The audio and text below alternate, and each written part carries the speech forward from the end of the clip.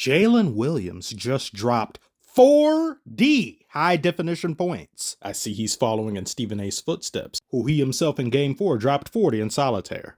Listen, bottom line is this. HaliBURDEN has looked awful, and I'm glad he's injured. I'm not saying I'm glad he's injured, but I'm glad we got that as a rationale. Sit him down. And go, maybe they will. Maybe they okay, well, sit him down, because I don't want to hear the excuses. If you're on the floor, you need to produce. This is the NBA Finals. Before he went down with the calf injury, he was still looking bad. He looked scared to death. That's a big word. I don't know about scared. I'm telling you how I feel. He looked scared. See, here's the thing. Now, this performance was foul. He dropped his jersey number for Game 5. And I'm hearing he's the first All-NBA player to miss every single shot he took in the finals since 1958. To be loved, oh, what a feeling. What you know about that? Nothing.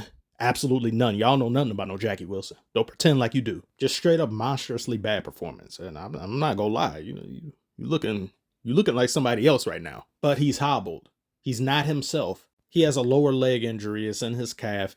He's been dealing with this since Game 2, but it looks like it's flared up and it's even worse now. So given that we can clearly see he's been mightily nerfed, I'm not going to unload the same way a bunch of others have been doing all across social media, which I think is very disingenuous and just goes to show how bad of a group of commentators Stephen A and Kendrick Perkins are. And between having to listen to the both of them and Richard Jefferson, my God, just horrible, horrible presentation these finals are. The only one who's remained consistently good to listen to is Mike Breen. And Doris, just 1 of 11 from 3 in the first 4 games, but Neesmith comes right back and answers. I'll tell you, he taps his toe when he's got an open 3, and it almost signals that he's ready to shoot.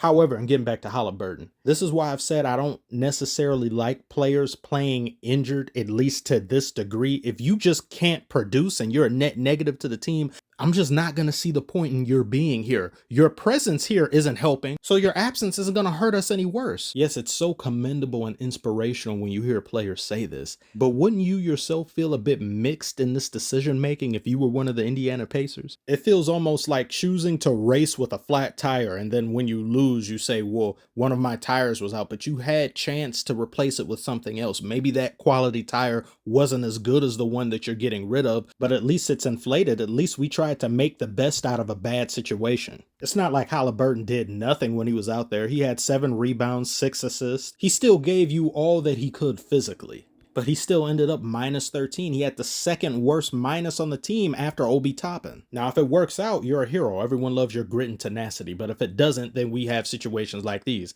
Everybody's trashing you. I understand if I'm in the minority in thinking this. I would feel the same way as I do now if I was a player. I just don't see the sense in doing it. I think far too many fans are caught up in the enamor of a flu game. Wow, look at what Jordan did, even when he had the flu. Look at what so-and-so did. He had a messed up ankle, a messed up hand. If it works, amazing. But the cynically cold logic in my head persists. It says, why the hell are you out here playing with the flu? Sit your ass down and take some Robitussin. I very well could be too robotic in my way of thinking, and if you feel I am, let me have it in the damn! Yeah, just chew me out in the comments. Violated the hell out of that ball. Despite HaliBURDEN being diminished, the Pacers played dreadful in the fourth quarter.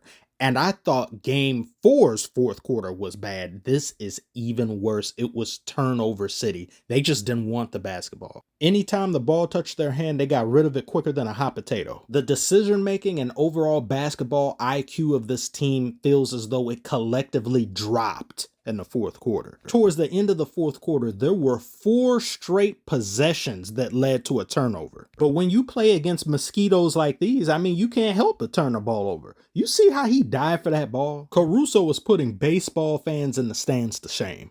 I bet he sounded like the Sith when he dove for that ball.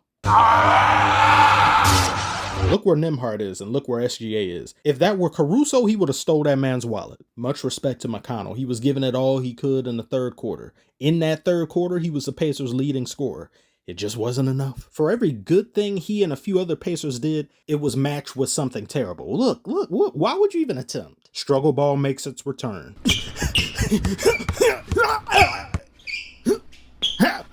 Get off me! Get off me!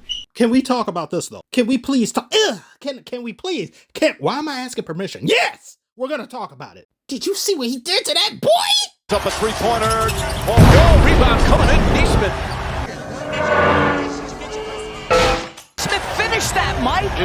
He's finished. Mike Breen and Richard Jefferson didn't even see it. Actually, thank you, Doris. If she wasn't there, they wouldn't have said anything. Chet said, who the hell is dunking on me and I'm 7 foot everything? I don't know why you sound like Arnold, but it just fits. That boy Neesmith got pogo sticks for legs and bunny chromosomes. This was so obnoxiously nasty that I need to take a bath. I need to soak. Even more so after what Jalen Williams did. Marvelous performance. He now joins Russ as the only players on the Thunder to score 40-plus points in the finals. And SGA joins Hakeem, Kobe, and Jordan as the only players in NBA postseason history with 15 or more games with 30-plus points. And the Thunder as a whole are the first team in NBA Finals history with 15-plus steals and 12-plus blocks. All in one Finals game. Their defense has been surreal. It's all time. It's suffocating, plus they do not let up.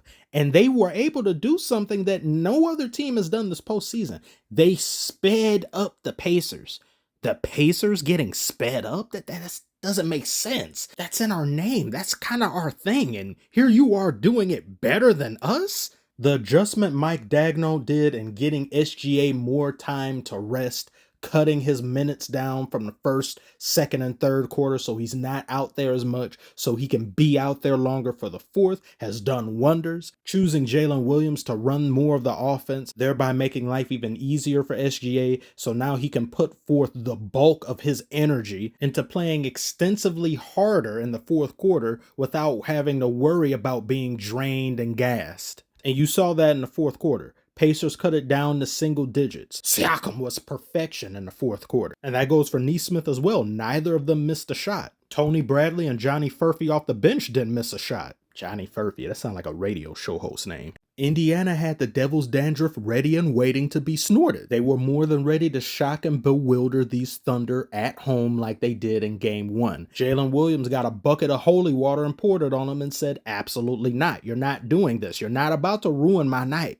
And both he and SGA played so well off of one another that the energy spread to the entire team, and they shut the proverbial door on Indiana. HaliBURDEN's injury aside, they simply did not play well at all in the fourth quarter. This was a very winnable game. They had piss poor ball security, piss poor decision making coupled with struggle ball offense. Any one of those can lose you a game, and to have all three of them going on simultaneously as well as your star player being injured, it's just too much. For Game 6, we'll be back in Indiana. I can very easily see them winning that game. If we get a Game 7 out of this, oh my. Even if we don't, I'm satisfied with how these finals turned out. The presentation was trash. The finals themselves in the game being played has been great. If you see it differently, however, do share your thoughts in the comments below. Thank you as always for watching. Like and subscribe if you are new, and I shall see y'all later.